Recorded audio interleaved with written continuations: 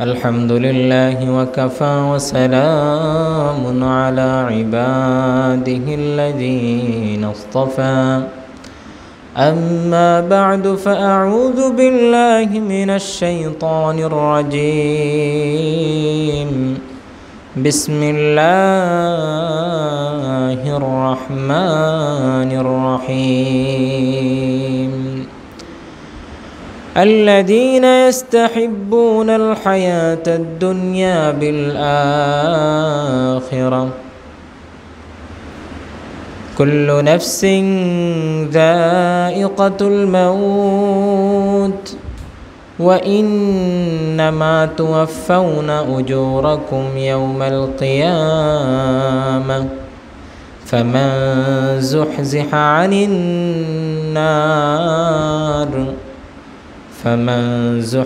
عن النار وأدخل الجنة فقد فاز وما الحياة الدنيا إلا متاع الغرور الذين يستحبون الحياة الدنيا على الآخرة ويصدون عن سبيل الله ويبغونها عوجا أولئك في ضلال بعيد أو كما قال النبي صلى الله عليه وسلم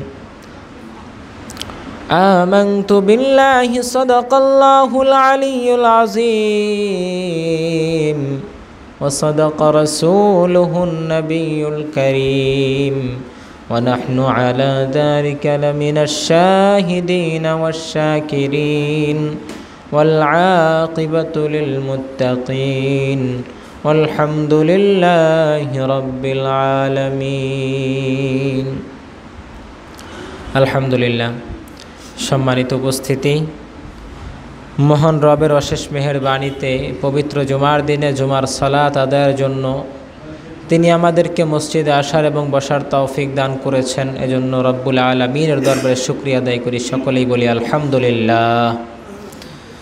দুরুদ ও সালাম বর্ষিত হোক আকায়ে নামদার তাজদার মদিনা সৈয়দুল মুরসালিন রহমাতাল লিল আলামিনের প্রতি, সকলেই বলি সাল্লাল্লাহু আলাইহি ওয়াসাল্লাম। কোরআনে করিম থেকে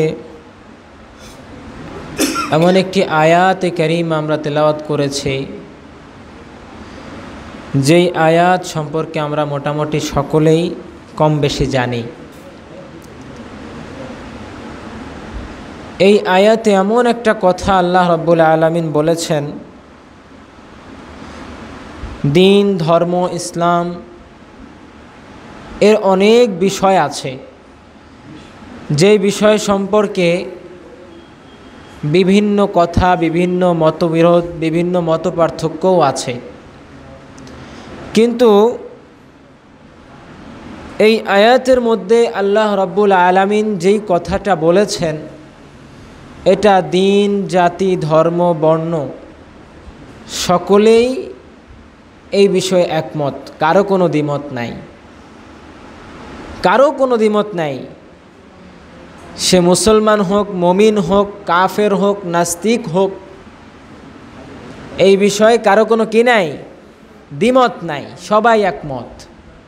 সেটা হলো মৃত্যু, পরকাল, মৃত্যুবরণ করা। পরকালে হয়তো অনেকেই বিশ্বাসী না, কিন্তু মৃত্যুতে সকলেই বিশ্বাসী। এই দুনিয়ার জগৎ তাকে ছেড়ে যেতে হবে, এই বিষয়ে কারো কোনো কি নাই, দ্বিমত নাই। কুল্লু নাফসিন যায়িকাতুল মাউত, সকল প্রাণীরই মৃত্যু হবে, মৃত্যুর স্বাদ গ্রহণ করতে হবে। মানব হোক, দানব হোক, এক কথায় পশু পাখি যা কিছু আছে, যত কিছুর মধ্যে আল্লাহ তাআলা প্রাণ দিয়েছেন, প্রাণ রেখেছেন, সকল কিছুরই মৃত্যু হবে। দুনিয়ার সমস্ত মানুষের মৃত্যু হয়ে যাবে, আল্লাহর সৃষ্টি সকল ফেরেশতার মৃত্যু হয়ে যাবে। আজরাইল, মিকাইল, জিব্রাইল, ইসরাফিল, বড় বড় সকল ফেরেশতার মৃত্যু হয়ে যাবে। এমন কি মৃত্যুরও মৃত্যু হয়ে যাবে। কেবলমাত্র বেঁচে থাকবে, বাকি থাকবে একমাত্র আল্লাহ। আল্লাহ ছাড়া আর কেউ বাকি থাকবে না, কেউ না। দুনিয়ার মধ্যে কোনো মাখলুক থাকবে না, মানুষও থাকবে না, জিনও থাকবে না, ফেরেশতাও থাকবে না। আসমানের যত জীব আছে, দুনিয়ার যত জীব আছে, কোনো কিছু থাকবে না, সব কিছু একাকার নির্জীবন হয়ে যাবে। কারো মধ্যে কোনো জীবন থাকবে না, কেবলমাত্র আল্লাহর আল্লাহ বাকি থাকবে, আল্লাহর রূহ, আল্লাহর আত্মা বাকি থাকবে, সব শেষ হয়ে যাবে। কুল্লু নাফসিন যায়িকাতুল মাউত, সকলকে এই মৃত্যুর স্বাদ গ্রহণ করতে হবে। ওয়া ইন্নামা তুওয়াফাউনা উজুরাকুম ইয়াউমাল কিয়ামাহ। এখন এই কথাটা জিন এবং মানবের ক্ষেত্রে, মানুষের ক্ষেত্রে প্রযোজ্য। আয়াতের এই পরের অংশ, ওয়া ইন্নামা তুওয়াফাউনা উজুরাকুম ইয়াউমাল কিয়ামা, কিয়ামতের দিন যখন পুনরায় আমাদেরকে জীবিত করা হবে মারা যাওয়ার পরে, উজুরাকুম, মারা যাওয়ার পরে আমাদেরকে আমাদের প্রতিদান কখন দেওয়া হবে? কিয়ামতের দিন আমাদের প্রতিদান আমাদেরকে দেওয়া হবে। এই মানুষ এবং জিন জাতির মধ্যে যারা আল্লাহর হুকুম মেনেছে, আল্লাহর ওয়াদা অনুযায়ী সেই নিয়ামত আল্লাহ তাদেরকে দিবেন। আর যারা অবাধ্য, সীমা লঙ্ঘন করেছে, তাদের জন্য আল্লাহ যেই শাস্তির কথা বলেছেন সেই শাস্তি আল্লাহ দিবেন। ওয়া ইন্নামা তুওয়াফাউনা উজুরাকুম ইয়াউমাল কিয়ামাহ ফামান যুহজিহা আনিন নারি ওয়া উদখিলাল জান্নাতা ফাকাদ ফাজ। এখন যাদেরকে এই জাহান্নাম থেকে ফিরিয়ে জান্নাত দান করবেন, যারা জান্নাত পাবে, কেবলমাত্র তারাই হলো সফল কাম। ফামান যুহজিহা আনিন নার, জাহান্নাম থেকে ফিরিয়ে ওয়া উদখিলাল জান্নাহ, জান্নাতে প্রবেশ করাবেন, ফাকাদ ফাজ, সেই তো হলো সফল কাম। বারবার সফলতার যেই নিদর্শন, সফলতার যেই সিমটম যেগুলো আছে আল্লাহ বারবার বলছে, দুনিয়ার সফলতা কোনো সফলতা না। দুনিয়ার মানুষের চোখে যেটাকে সফলতা বলা হয়, এটা সফলতা না। সফলতা হলো পরকালে নাজাত পাওয়া, জাহান্নাম থেকে ফিরে জান্নাত পাওয়া, এটাই হলো আসল সফলতা। নাকি ভিন্ন কোনো মতবাদ আপনাদের আছে? রাখার কোনো সুযোগ নাই, ভিন্ন কোনো চোখে সফলতা দেখার কোনো সুযোগ নাই। কারণ ওয়ামাল হায়াতুদ দুনিয়া ইল্লা মাতাউল গুরুর, এই দুনিয়ার জীবন, হায়াতের জীবন, ওয়ামাল হায়াতুদ দুনিয়া, দুনিয়া আমরা যারা আছি এটা আমাদের দুনিয়ার জীবন না, হায়াতের জীবন। এই হায়াতের জীবনটা হলো ইল্লা মাতাউল গুরুর, একটা ধোঁকা ছাড়া আর কিছুই না। আমরা দুনিয়াতে বাস করছি, দুনিয়াতে আমাদের সমাজ ব্যবস্থা, রাষ্ট্র ব্যবস্থা, জীবন ব্যবস্থা, আমাদের সুন্দর পরিবার, আমাদের সম্পদের পাহাড়, আমাদের এত আধিপত্য, এত নাম ডাক, এত কিছু, সব কিছু আমাদের জন্য কি একটা ধোঁকা ছাড়া আর কিছুই না, মরীচিকা। যখন বড় বড় রাস্তায় চলাফেরা করি, দূর থেকে রোদের আলোর কারণে দেখা যায় দূরের রাস্তায় পানি ছলছল করছে, অথচ ওইখানে কিন্তু পানি নাই, মরীচিকা। আমাদের চোখে মরীচিকা দেখা যায়। মরুভূমির মধ্যে দূর থেকে দেখা যায় পানি, কাছে গেলে কিছুই না, এটা হলো মরীচিকা।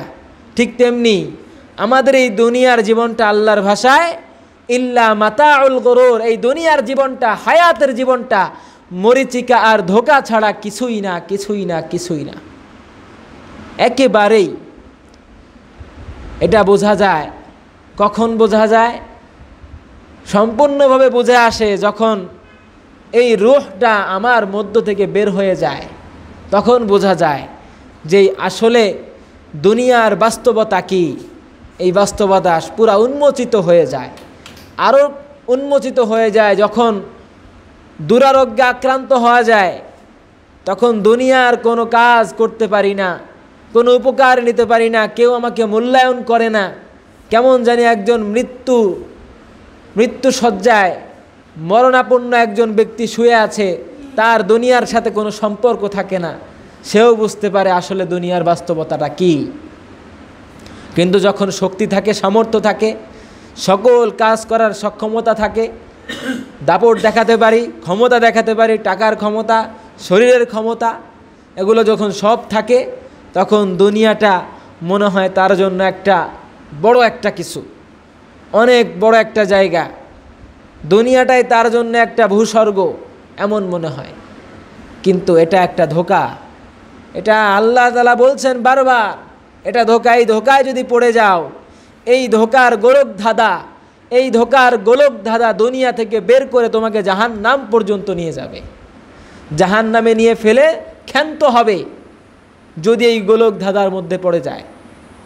আর যদি এই গোলক ধাঁধাকে পাশ কাটিয়ে চলা যায়, যদি রসুলের আদর্শ এবং আল্লাহর বিধানগুলো মেনে চলা যায়, তাহলে আল্লাহ তাআলা এই হেদায়েতের রাস্তা আমাকে জান্নাত পর্যন্ত পৌঁছে দিয়ে ক্ষান্ত হবে। সুবহানাল্লাহ, জান্নাতে নিয়ে যাবে। এজন্য এই দুনিয়ার গোলক ধাঁধায় আমাকে পড়া যাবে না, ধোঁকার মধ্যে পড়া যাবে না। আমরা এই ধোঁকার মধ্যে পড়ে আল্লাহর বিধান অস্বীকার করা, আল্লাহকে অস্বীকার করা, বিধানগুলোকে নিয়ে তিরস্কার করা, এগুলো আমরা অনেকেই করি। আমরা আল্লাহর বিধানগুলোকে তোয়াক্কাই করি না, রসুলের আদর্শকে তোয়াক্কাই করি না, কোরআনের আয়াতগুলোকে আমরা তুচ্ছ তাচ্ছিল্য করি, ইসলামের বিধানগুলোকে ছোট মনে করি। অনেকেই আছে, এগুলো এরকম মানুষ আমাদের সমাজে আছে কি না? আছে, অনেক আছে।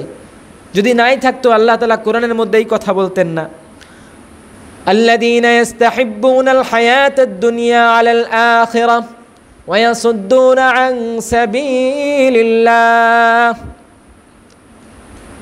ইস্তাহিব্বুনাল হায়াতাদ দুনিয়া, দুনিয়াতে এমন কিছু মানুষ আছে, হায়াতের দুনিয়া, দুনিয়ার জীবনটাই তাদের কাছে সবচাইতে বড়। দুনিয়ার জীবন কি তাদের কাছে সবচাইতে বড় মুখ্য বিষয়। আলাল আখিরা, কিসের বিপরীতে? পরকালের বিপরীতে দুনিয়ার জীবনটাই তাদের কাছে সবচাইতে বেশি প্রাধান্য পায়। ওয়া ইয়াসুদ্দুনা আন সাবিলিল্লাহ, এমনকি তারা দুনিয়ার মধ্যে এমনভাবে মশগুল হয়ে যায়, এমনভাবে লিপ্ত হয়, যারা আল্লাহর পথে যায়, যারা আল্লাহর পথ প্রাপ্ত হয়ে আল্লাহর আদেশ এবং রসুলের আদর্শ নিজের জীবনে বাস্তবায়ন করতে চায়, ওয়া ইয়াসুদ্দুনা আন সাবিলিল্লাহ, তারা সেই আল্লাহর রাস্তা থেকে, তারা তো পথভ্রষ্ট, এমনকি তাদেরকেও নিয়ে তুচ্ছ তাচ্ছিল্য করে, পথভ্রষ্ট করার জন্য চেষ্টা করে। যারা নামাজ পড়ে, নামাজিদেরকে নিয়ে কটাক্ষ হয় না? নামাজ পড়ে, রোজা রাখে, ইসলামের বিভিন্ন বিধান মেনে চলতে চায়, বিভিন্ন সময় যেখানে থাকুক, বাড়িতে থাকুক, গাড়িতে থাকুক, বাজারে থাকুক, দোকানে থাকুক, সে ইসলামকে প্রাধান্য দেয়, ধর্মীয় কথা বলে। সেখানে কিছু মানুষ এমন থাকে, তাকে নিয়ে তিরস্কার করে, বলে না হুজুর হয়ে গেছে, মোল্লা হয়ে গেছে, খুব বড় ধর্ম পালনকারী। এমন কথা আমাদের সমাজে শোনা যায়, এমন কথার সম্মুখীন হতে হয়, আমরা হয়েছি, হতে দেখেছি।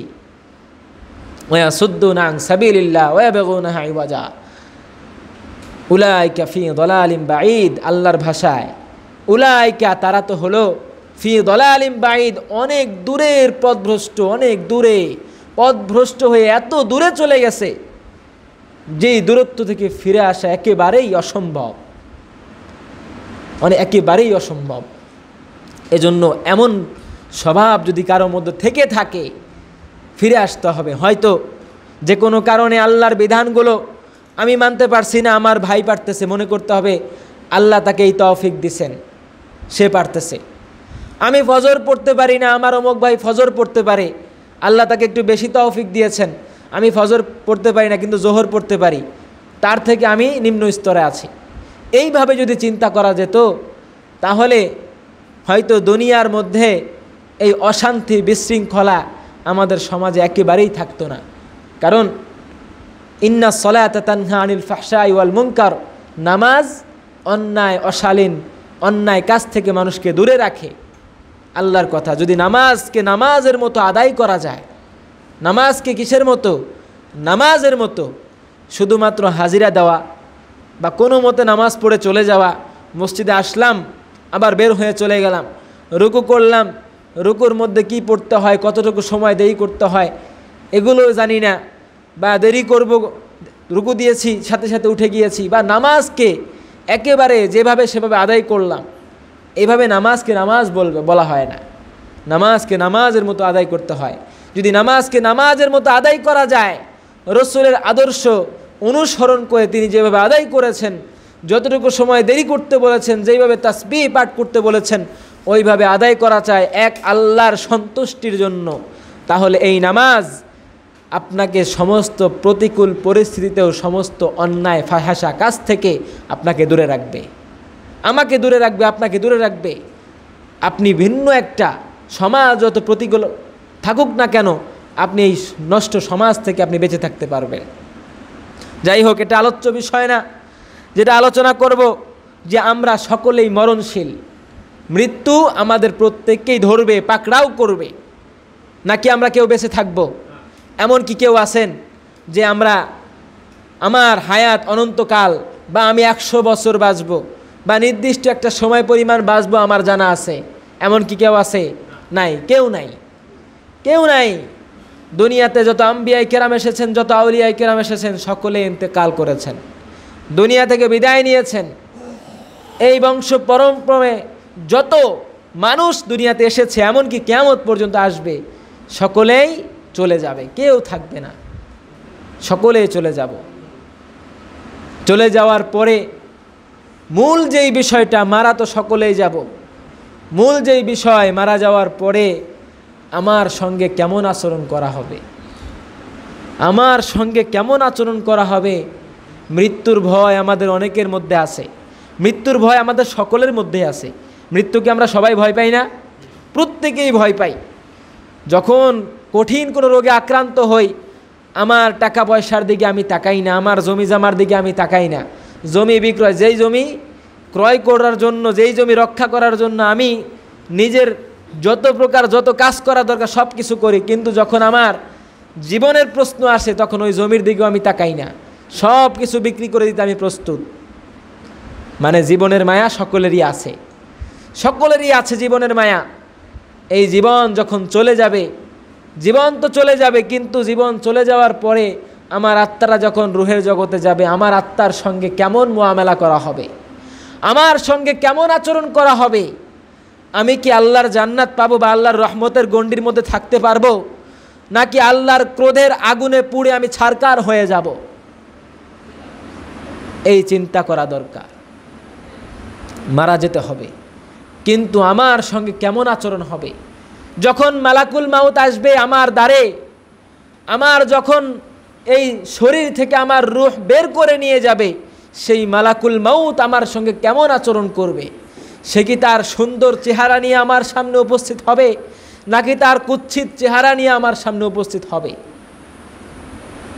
আল্লাহ রসুল সাল্লাল্লাহু আলাইহি ওয়াসাল্লাম হাদিসের মধ্যে বলে গিয়েছেন, যারা নেককার, যারা বদকার, তাদের সামনে আজরাইল আলাইহিস সালাম কীভাবে আসবে, নেককারের সামনে, বদকারের সামনে কীভাবে আসবে, আল্লাহ রসুল বলে গিয়েছেন।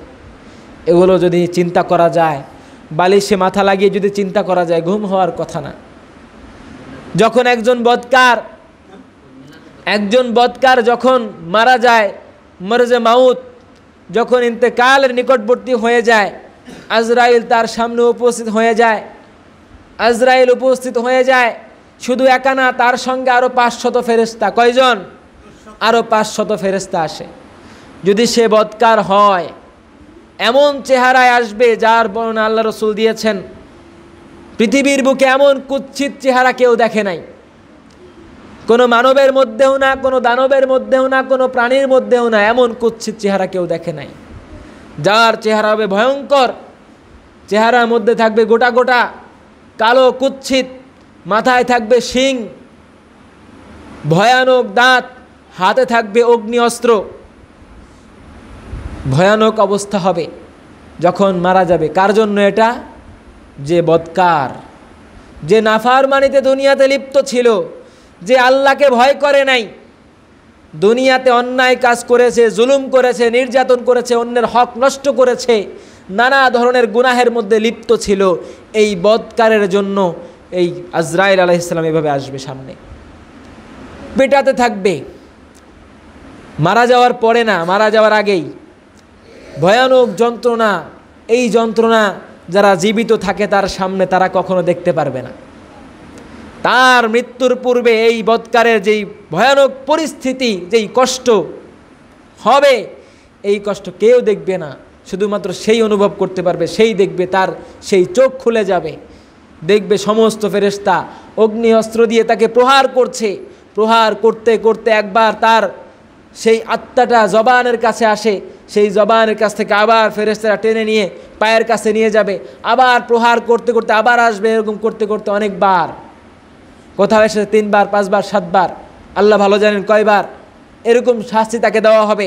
একটা পর্যায়ে তাকে, ওই আত্মাটাকে ভয়ানকভাবে বের করা হবে, এমনভাবে বের করা হবে যেই কষ্ট, যেই ভয়ানক কষ্ট, এটা ভাষায় প্রকাশ করার মতো না।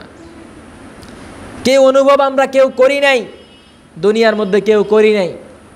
তখন থেকেই শুরু হয়ে যাবে তার এই ভয়ানক শাস্তি। যখন তার রূহ কবজ হয়ে গেল, তার দাফন কাফন সম্পূর্ণ হওয়ার পরে আরেক 2 ফেরেশতা কারা আসবে? মালাকুল মাউতের পরে আমাদের জিজ্ঞাসা করবে কারা? কিরামান কাতিবিন, 2 জন ফেরেশতা যারা সওয়াল জবাব করবে। আমরা জানি সওয়াল করবে, জবাব দিতে হবে। সওয়াল জবাব আছে না কবরে? সওয়াল জবাব দিয়েই তো আমাদেরকে পরকালীন আমার ঠিকানা নির্ধারণ হবে, আমি কি জান্নাতি না জাহান্নামী। মূল আমার এই সওয়াল জবাবের পরে কিয়ামত পর্যন্ত যেই জায়গায় আমি থাকব, আমি জান্নাতের হুফরায় থাকব নাকি জাহান্নামের হুফরায় থাকব, এটা কিয়ামত পর্যন্ত যেই সময়টা, এর আগে সওয়াল জবাবের পরে আমার এটা নির্ধারণ হবে। হয়তো কিয়ামতে যখন হিসাব হবে অনেক জাহান্নামী ও জান্নাতি হয়ে যাবে বিভিন্ন কারণে, কিন্তু এর আগে যে সময়টা, এর মধ্যে আমি কোন জায়গায় থাকব, এর জন্যে জবাবদিহিতা করতে হবে, জবাব দিতে হবে। যখন মুনকার নাকির আসবে, তারও চেহারা ভয়ানক কুৎসিত থাকবে, ভয়ঙ্কর গর্জন নিয়ে সে কবরের মধ্যে প্রবেশ করবে। তার গর্জনে যেই মৃত ব্যক্তি নাফারমান, তার পোশাক অর্থাৎ কাপড়ের কাপড় খুলে যাবে। তার যেই আগমন, ভয়ঙ্কর আগমনের কারণে তার মধ্যে পোশাক থাকবে না, খুলে যাবে। এখন সেই নাফারমান, সে তো আল্লাহর অবাধ্যতা করে নাফারমান হয়েছে, তার জীবনটা কালিময় হয়ে গেছে।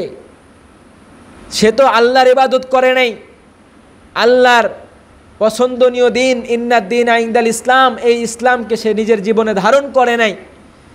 সে আদর্শ হিসেবে নবী মুহাম্মদকে গ্রহণ করে নাই, আদর্শ হিসেবে অন্য কাউকে গ্রহণ করেছে। কিন্তু যখন তাকে জিজ্ঞাসা করা হবে মান রব্বুকা ওমা দীনুকা ওমা নবিয়ুকা, এই 3টা প্রশ্ন যখন জিজ্ঞাসা করা হবে, সে তো আল্লাহর বিধান মানে নাই, আল্লাহকে রব হিসেবে গ্রহণ করে নাই। যখন তাকে বলা হবে তোমার রব কে, তখন কি তার জবান দিয়ে আল্লাহ কথা বের হবে? হবে না, বের হবে না। ওমান নবিয়ুকা, তোমার নবী কে? সে তো সেই নবী মুহাম্মাদের আদর্শ গ্রহণ করে নাই। সে তো হয়তো দুনিয়ার কোনো আদর্শ, দুনিয়ার কোনো মডেল, দুনিয়ার কোনো পাশ্চাত্যের কোনো ব্যক্তির আদর্শ অনুসরণ করেছে। সে তো তখন নবী মুহাম্মাদের নাম বলতে পারবে না। সে তখন হা হা ছাড়া আর কোনো কিছু বলতে পারবে না। আমি কিছু জানি না, লা আদেরি, হা হা লা আদেরি, আমি কিছুই জানি না, আমার কিছুই জানা নাই। ওমা দীনুকা, তোমার দিন কি? ইসলাম, আমার দিন ইসলাম। এই কথা বলারও তার সৌভাগ্য হবে না, কারণ সে দিন হিসেবে ইসলামকে গ্রহণ করে নাই। তার এই 3.5 হাত বডির মধ্যে ইসলামের কোনো চিহ্ন ছিল না, কোনো চিহ্ন ছিল না, ইসলামের কোনো চিহ্ন তার মধ্যে ছিল না। সে কিভাবে বলবে আমার দিন ইসলাম? এই প্রশ্নগুলোর ক্ষেত্রে যখন সে পরীক্ষায় উত্তীর্ণ হতে পারবে না, ফেল করবে, তখন তার ঠিকানা কোথায় এটা আমরাই বুঝে গেছি। তার ঠিকানা কোথায়? জাহান্নাম ছাড়া কোনো ঠিকানা আছে? ওয়াবিসাল মাসির, ওয়াবিসাল মাসির, নিকৃষ্ট জায়গা, ভয়ানক জায়গা জাহান্নাম। জাহান্নামের দরজা তার জন্য খুলে যাবে, জাহান্নামের সেই আগুনের শাস্তি তার জন্য শুরু হয়ে যাবে, আর কোনো উপায় থাকবে না। এজন্য দুনিয়ার জীবন একেবারেই ক্ষণস্থায়ী জীবন।